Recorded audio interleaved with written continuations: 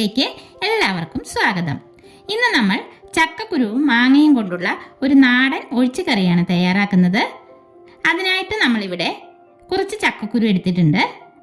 ഇതിനെ നമുക്കൊന്ന് ചെറുതായിട്ട് കട്ട് ചെയ്തെടുക്കാം. പിന്നെ ഇതാ ഒരു ചെറിയ മാങ്ങ ഈ രീതിയിൽ ഒന്ന് അരിഞ്ഞെടുത്തിട്ടുണ്ട്. ഇനി നമുക്ക് അരിഞ്ഞെടുത്ത ചക്കക്കുരുവിനെ ഒരു കുക്കറിലേക്ക് ഇട്ട ശേഷം ഇതിലേക്ക് ഒരു 4-5 ചെറിയുള്ളി ഒന്ന് കട്ട് ചെയ്തിട്ട് കൊടുക്കുന്നുണ്ട്. പിന്നെ ഒരു 4 പച്ചമുളക് കീറി ഇട്ട് കൊടുക്കാം.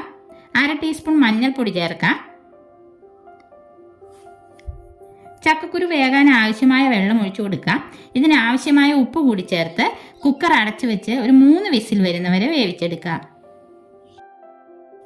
ചക്കക്കുരു വെന്തു വരുന്ന സമയം കൊണ്ട് ഇതിന് വേണ്ട അരപ്പ് തയ്യാറാക്കാം. അരപ്പിനായിട്ട് ഒരു മുറി തേങ്ങയുടെ പകുതി നമ്മളിവിടെ ചിരകിയെടുത്തിട്ടുണ്ട്. അത് നമുക്കൊരു മിക്സി ജാറിലേക്ക് ഇട്ട് കൊടുക്കാം. എരിവിനായി കുറച്ച് കാന്താരി മുളക് ചേർക്കാം. നമ്മളിതിലേക്ക് മുളക് പൊടി ചേർക്കുന്നില്ല കേട്ടോ. 1/2 ടീസ്പൂൺ മഞ്ഞൾപ്പൊടി ചേർക്കാം. ഒരു 1/4 ടീസ്പൂൺ നല്ല ജീരകം ചേർത്ത് കൊടുക്കാം. 4 അല്ലി വെളുത്തുള്ളി കൂടി ചേർത്ത് ഇത് അരയാൻ ആവശ്യമായ വെള്ളം ഒഴിച്ച് നല്ലപോലെ അരച്ചെടുക്കാം. ഇതാ നമ്മളിവിടെ ഇത് നന്നായി അരച്ചെടുത്തിട്ടുണ്ട്. ഇനി നമുക്ക് ചക്കക്കുരു വെന്തോ എന്ന് നോക്കാം. ഇതാ നല്ലപോലെ വെന്ത് വന്നിട്ടുണ്ട്. ഇനി ഇതൊരു തവി വെച്ച് നന്നായി ഉടച്ചു കൊടുക്കാം. എന്നിട്ട് ഇതിലേക്ക് മാങ്ങ ചേർത്ത് അല്പം കൂടി വെള്ളം ഒഴിച്ച് കുറച്ച് വേപ്പില കൂടിയിട്ട് കുക്കർ അടച്ചു വെക്കാതെ ഒരു 2-3 മിനിറ്റ് നമുക്കിത് വേവിച്ചെടുക്കാം.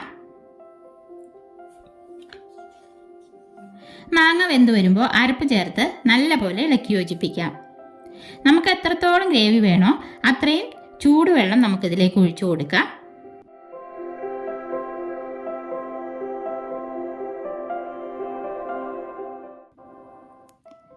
എന്നിട്ട് നന്നായിട്ടൊന്ന് തിളച്ചു വരട്ടെ.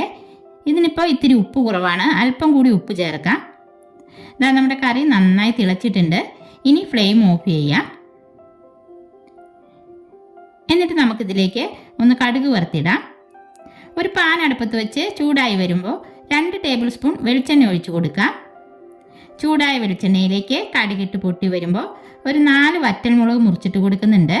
2 തണ്ട് വേപ്പില കൂടി ഇട്ട ശേഷം ഫ്ലെയിം ഓഫ് ചെയ്ത് ഒരു നുള്ള് മുളക് പൊടി ചേർത്ത് നമുക്കിത് കറിയിലേക്ക് ഒഴിച്ചു കൊടുക്കാം.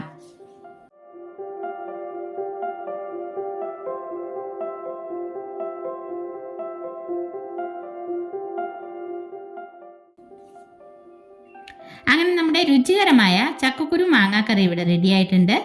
ചൂട് ചോറിനൊപ്പം ഈ ഒരു കറി മാത്രം മതിയാവൂ കേട്ടോ.